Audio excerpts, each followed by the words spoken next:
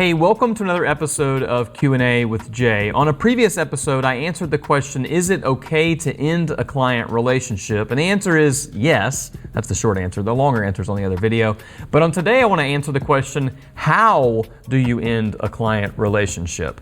Because how you do it is really, really important. Now, this seems kind of crazy for some of you because you've never ended a client relationship. You figure as long as they're still paying you, they're going to still be a client.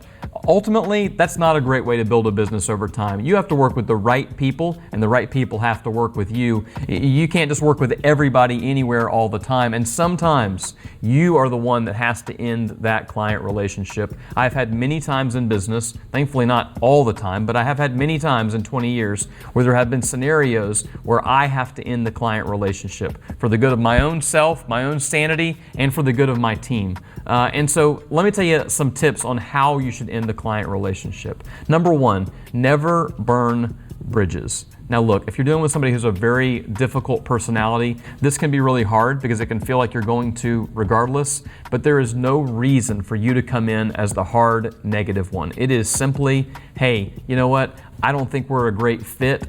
And whatever you owe them, whatever you need to give them, whatever you've promised them, you should deliver those things.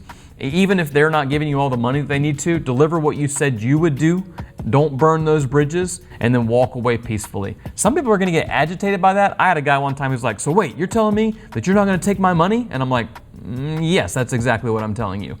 Because at some point, there comes a time where you have to end that relationship. So number one, don't burn bridges. Number two, make sure that you've covered your bases. Make sure that you're doing the things that you said that you would do. You don't want to end up in a legal conflict of any sort. And so if you have a lawyer that you want to consult with, that's not always and that's never a bad idea. Just kind of go, hey, here's the contract. I want to end this relationship. What does that look like?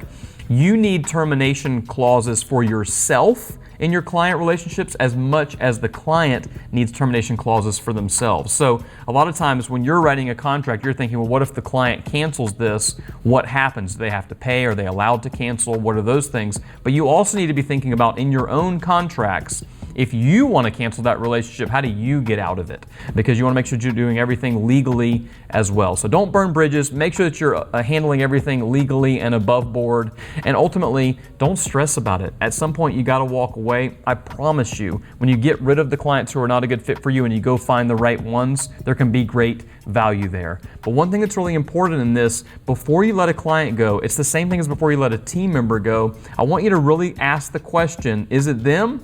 Or is it me? And on another episode, I'm going to talk a little bit about personality profiles and how that can affect if it's really a problem or if it's something you might be able to work out or learn from. So until then, leave some comments in the messages here about this video with any questions you have or maybe situations you've dealt with or something you're dealing with now. I'd love to come alongside you and help answer those questions. I'll see you soon.